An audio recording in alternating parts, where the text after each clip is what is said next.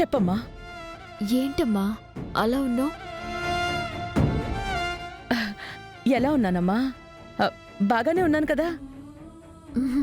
లేదమ్మా, ఎప్పుడు గంభీరంగా ఉండే నువ్వు చాలా డల్గా కనిపిస్తున్నావు. నా కూతురికి యాక్సిడెంట్ అయ్యేలా ఉంటే నాకు బాధగా ఉంటుంది కదమ్మా. అమ్మా, నాకు కడుపులో నొప్పి కొంచెం ఉంది, కానీ అంత బానే ఉందమ్మా. ఎలాగైనా సరే నీ కళ్ళల్లో ఆనందం చూస్తానమ్మా. నువ్వు కోరుకున్నది ఏదైనా ఎలాగైనా నీకు దక్కేలా చేస్తాను.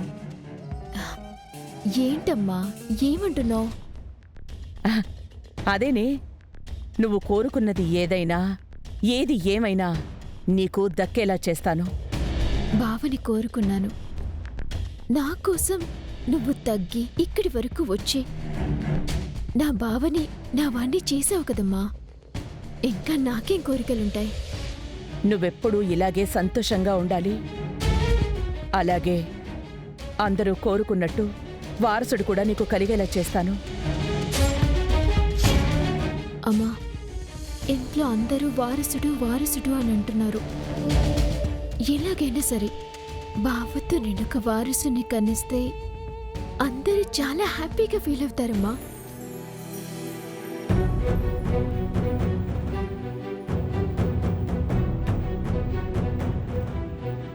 అమ్మా, మీ అన్నయ్య నా కడుపులో పుడతాడని చాలా ఎమోషనల్ అవుతున్నావు కదా? సహస్రా, ఇప్పుడే కదా యాక్సిడెంట్ నుంచి బయటపడ్డావు. వారసుడి గురించి తర్వాత ప్లాన్ చేద్దామమ్మా. నువ్వు రెస్ట్ తీసుకో. అలాగే అమ్మా.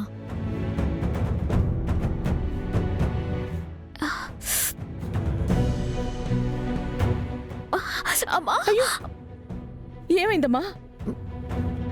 కడుపులో నొప్పిగా ఉందమ్మా. తగ్గిపోతుందిలేమ్మా, తగ్గిపోతుంది. పడుకో.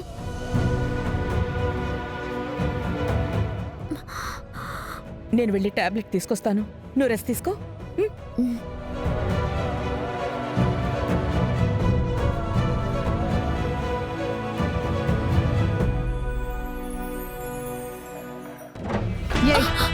నువ్విక్కడ పని మనిషిలా వచ్చావు, పని మనిషిలా ఉండు.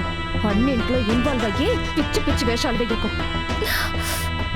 ఇక్కడ సెంటిమెంటల్ ఫుల్స్ ని ఎలా మార్చాలో అర్థం కాక నేను చూస్తుంటే నువ్వొచ్చి ఎదవ సలహాలు ఇవ్వకు.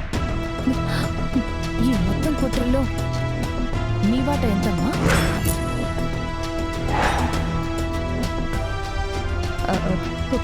కుట్రేంటి? ఏం మాట్లాడుతున్నావు? మీరు కేవలం ఈ పొలం అమ్మడం లేదు, రైతుల పొలాన్ని కన్విన్స్ చేసి దగ్గరుండి అమ్మేలా చేస్తున్నారు.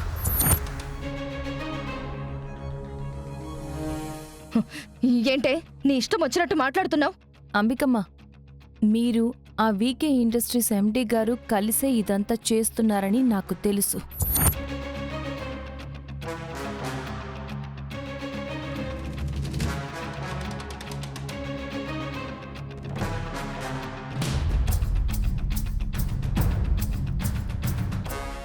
ఏదేదో ఊహించుకుని బాగకు. నేను తెలుసుకోకుండా మాట్లాడనని మీకు కూడా తెలుసు. మీరు మీ పార్ట్నర్సు జనాలకి మంచి చెయ్యట్లేదని కూడా నాకు తెలుసు. ఆ పొలాలని మనం కొనుక్కొని అక్కడ మనం ఫ్యాక్టరీ పెడితే మైన్స్ తవ్వడానికి పర్మిషన్ నేను తీసుకొస్తాను. దీనివల్ల నాకు లాభం ఏంటి? మిమ్మల్ని ఆ ఫ్యాక్టరీలో వన్ ఆఫ్ ద పార్ట్నర్గా తీసుకుంటాను.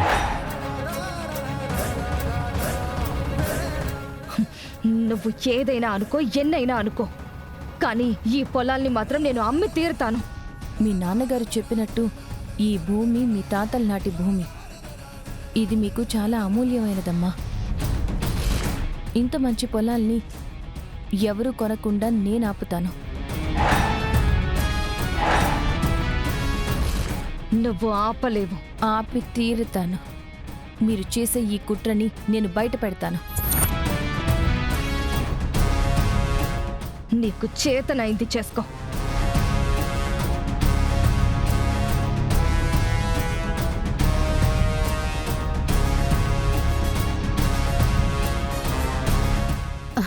లక్ష్మి, ఇలారా. ఏంటమ్మా? ఇట్రా చెప్తాను రా. అమ్మా, నువ్వేంటి లక్ష్మి అంబికతో అలా మాట్లాడుతున్నావు? లేదమ్మా. అంబికమ్మ రైతుల విషయంలో పొలాలు కొంటున్న బిజినెస్ మ్యాన్తో కలిసి ఏదో చేయబోతున్నారు. వాళ్ళేం చేసినా సరే అంబిక జోలికి వెళ్ళకు లక్ష్మి. అదేంటమ్మా అలా అంటున్నారు? ఎందుకంటే నువ్వు నేను ఆలోచించినట్టు తను ఆలోచించదు. ప్రతి విషయంలో డబ్బుని వ్యాపారాన్నే చూస్తుంది, కానీ మిగిలినవేవి పట్టించుకోదు.